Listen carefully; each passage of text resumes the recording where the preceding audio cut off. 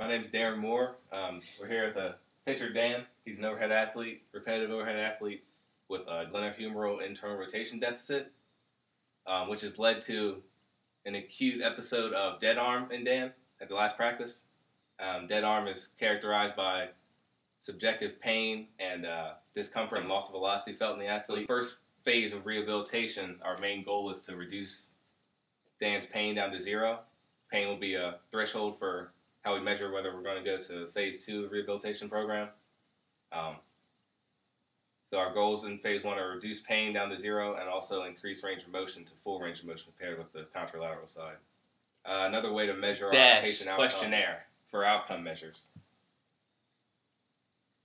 The quick dash will give us an idea of if the rehabilitation program has been beneficial to Dan's activities of daily living, and it will also give me some more feedback on Dan's subjective measures of pain throughout the rehabilitation program. So with GIRD, Dan is going to have, in order for an athlete to be diagnosed with glenohumeral internal rotation deficit, you have to have greater than 20 degrees of internal rotation deficit compared with the contralateral side, at least 20 degrees. An extreme case would be anything over 25 degrees of internal rotation deficit compared with the contralateral side.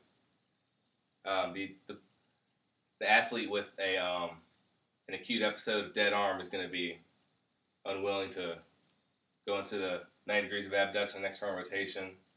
And range of motion will cause pain, reproduce pain symptoms from the acute episode. So the first thing we're going to do is work on our deltoid strength, maintaining deltoid strength and scapular stabilization strength throughout the rehabilitation program. Because for phase 1, any range of motion in Dan's throwing shoulder is going to cause him pain. So we don't want to put Dan through any range of motion exercises that's going to take him into any painful ranges of motion. So the first thing we're going to do is isometric deltoid strengthening. And you can use the corner of a wall to do the deltoid strengthening. The first motion Dan's going to do is he's going to take his throwing shoulder. He's going to face the wall, put his throwing shoulder into the wall, and then isometrically contract his deltoid to press his arm into the wall. And he'll be getting his anterior deltoid with this motion. So go ahead and take your right arm, and you want to push your right arm into the wall. You want to hold these for 30 seconds. Relax, relax. And I can feel Dan's contracting his anterior deltoid here. That means he's doing the exercise properly. So contract again. That's a good strong contraction. He's going to hold those for 30 seconds. Relax. He'll do 3 sets of 30, and he'll do those twice a day, just to maintain anterior deltoid muscle mass. And then he'll do it to the side. I'll step in for you, show you. And then he'll get his middle deltoid by standing to the side and pressing isometrically against the wall.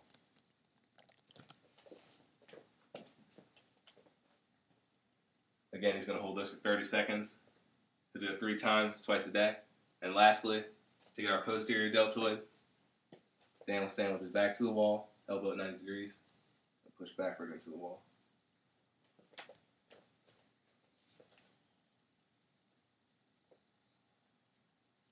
Pain will be a factor that limits Dan's participation in any of these rehabilitation exercises in phase 1 because we want to remain pain-free. Or we're trying to get to pain-free, range of motion and pain-free. So any pain Dan experiences, he'll stop and we'll have to edit the rehabilitation program accordingly. So the next exercise Dan's going to learn is scapular stabilization. And we want to maintain scapular stabilizers, either strengthen or strengthen those to provide stability to the shoulder joint. So Dan's going to do what we like to call YWT exercises. And if the Y part of the YWT exercises, this will be the Y part. If the Y part is painful to Dan because of range of motion, then we'll have to modify the exercise where Dan just does the W and the T. Dan can do these exercises prone, or he can do them standing. Standing's fine for the purposes of this video. So first, Dan will have both of his arms abducted at 90 degrees, elbows at 90 degrees. He's going to pull his shoulder blades together and make a W out of his arms and his body. I'm going to monitor Dan and make sure he's doing the exercise properly. Shoulders abducted at 90 degrees, elbows at 90 degrees. Dan's pulling back And I can feel his rhomboids contracting in the back, man. He's doing a good W exercise for his scapular stabilizers and no rhomboids, the lower trap. Next, Dan's going to do the T exercise portion. Arms abducted to 90 degrees, elbows fully extended. And you're going to pull your shoulder blades back. Just like that.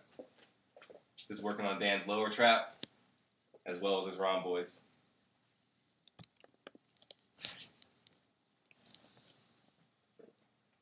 "15 repetitions of each of these exercises, the Y, W, and T.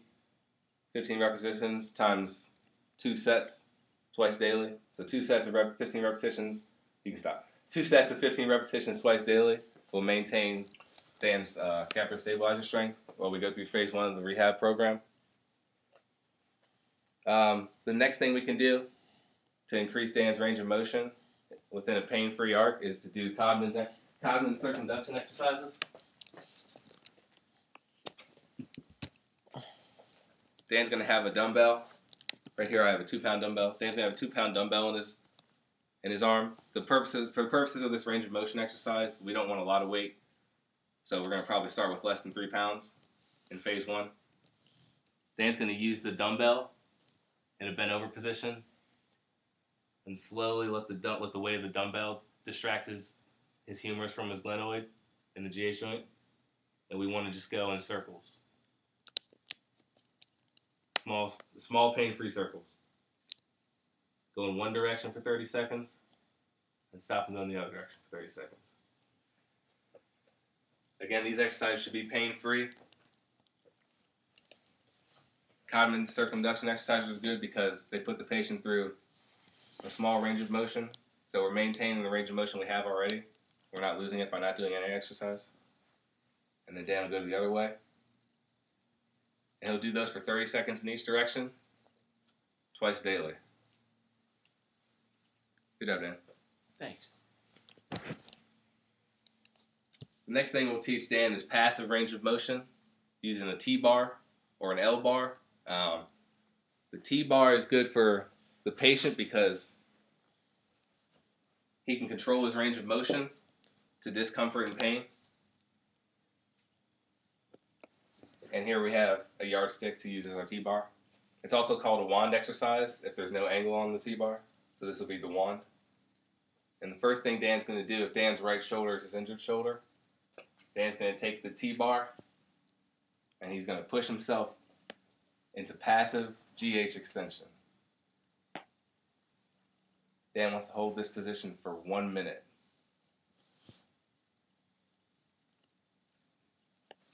Dan will do these twice daily. He'll do 2 sets of 1 minute in each direction daily to increase his range of motion. So the first one, passive extension. Next, he'll flip the bar over. He'll do passive GH flexion. And then he'll put his elbow at 90 degrees and do passive GH external rotation.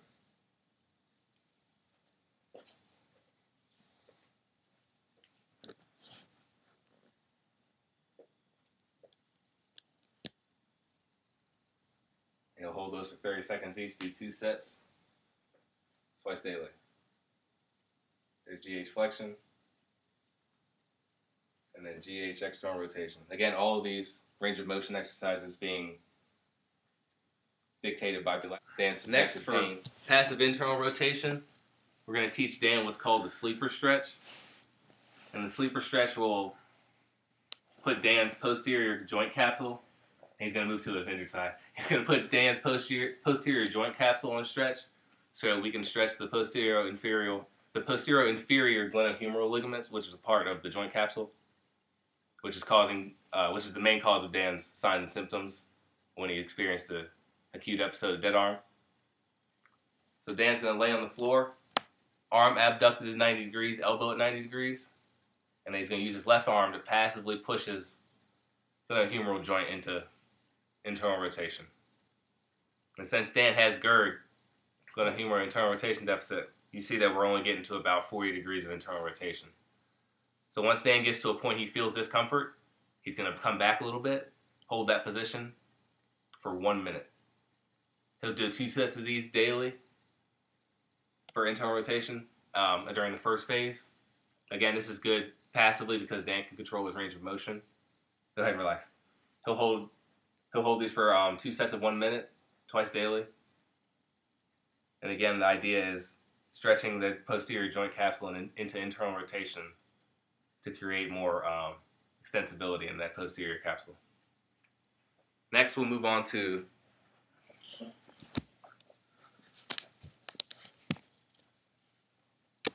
basic arm cross stretch that we've all seen, done as such. So the upper extremity, the injured arm will be abducted to 90 degrees, horizontally abducted as far as possible, and then your left arm will be used to put an overpressure onto the arm. And this is really stretching the posterior inferior glenohumeral ligament, which is the main culprit in Dan's GIRD. And it'll really put that posterior. It'll also stretch the external rotators as well. So when Dan comes in for his second phase of rehabilitation, which will be marked by him being in a pain-free full range of motion bilaterally. So let's go ahead and check the range of motion now, Dan. Let's go into full flexion with both arms. Pain-free. Mm-hmm. Go into full abduction with both arms. Pain-free. Mm-hmm. Full extension.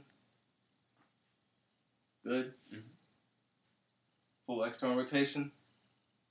Pain-free. Full internal rotation. So now we know Dan is pain-free. We know he can move into the second phase of rehabilitation, which will include more strengthening of his external rotators within a range of motion. So we can do dumbbell strengthening. The first thing we'll have Dan do is deltoid strengthening using a dumbbell as resistance within range of motion. So the first thing he'll do is flexion, GH flexion with the dumbbell. And he'll do 3 sets of 15 repetitions once daily with these. And we're going to start with 5-pound weight since Dan is just getting into the second phase of rehabilitation. The next thing Dan will do is lateral abduction with the dumbbells. And he'll hold these. He can hold 2 dumbbells at once, or he can do 1 dumbbell at a time. He can hold 2 dumbbells at once, and he'll hold these for 30 seconds each. Once daily. This will strengthen our middle deltoids and maintain good musculature around the GH joint.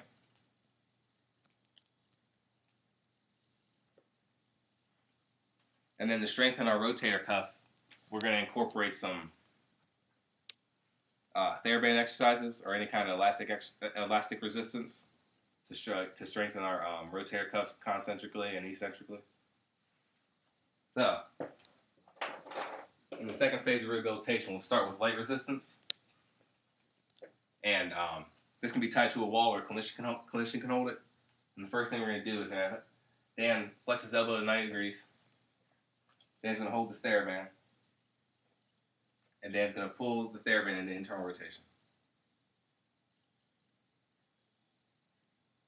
Now it's important to tell Dan that when he gets to the full internal rotation, that he has to concentrate on slowly releasing the resistance back down to really strengthen his rotator cuff eccentrically. So he wants to control it down slowly. That's good repetition. Next we'll do internal rotation, or we'll do external rotation. Concentric external rotation. He'll pull the resistance out and he'll control it down into internal rotation.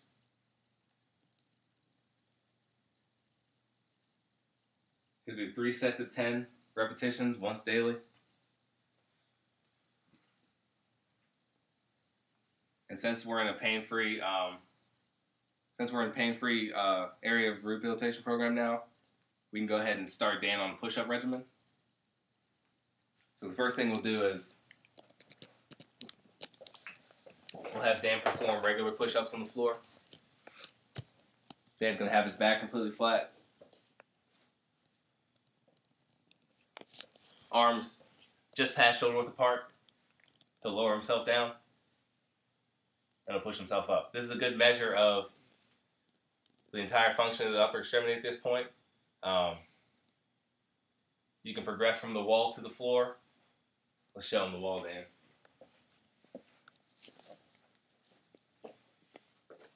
You can start push-up exercises on the wall for less resistance, and then progress down to the floor. And as the patient shows that they can do an adequate amount of floor push-ups, then we progress to push-ups on an unstable surface. Here we've got our unstable surface. This will be later on in the second phase of the rehabilitation program.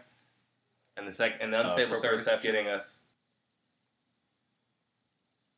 And Dan will do 25 reps of this once daily. Okay, Dan, good job. Thanks.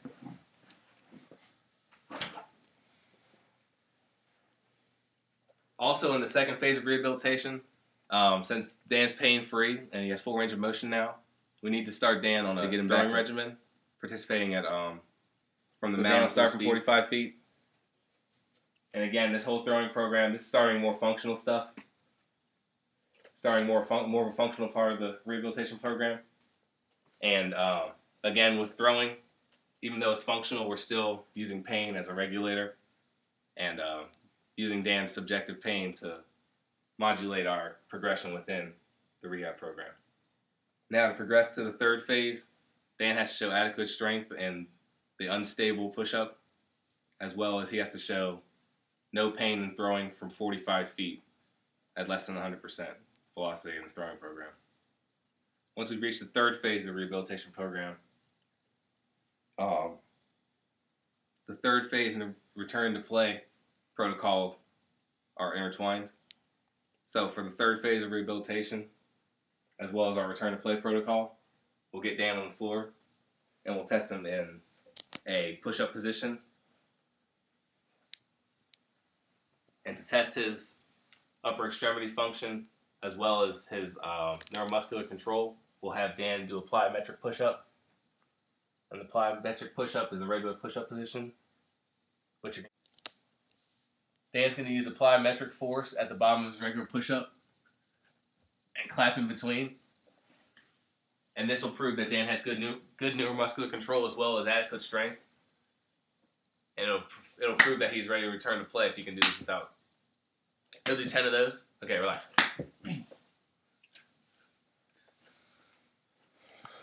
That's the first phase of our return to play protocol. The second step in our return to play protocol will be done using the body blade D1 and D2 patterns, shaking the body blade back and forth. This will prove that his upper extremity has adequate strength and neuromuscular control, so we know he can return to play. Go ahead, Dan.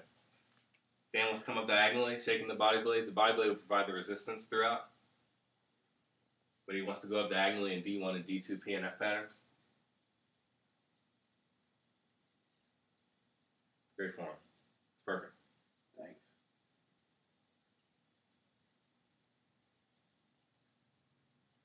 And then finally, to progress to full return to play, after an acute episode of dead arm as a result of glenohumeral internal rotation deficit, Dan is going to prove that he can throw 100% from the mound during a full simulated game at practice. So Dan will go through his normal warm-up. Dan will throw his normal amount of innings pitched at full velocity.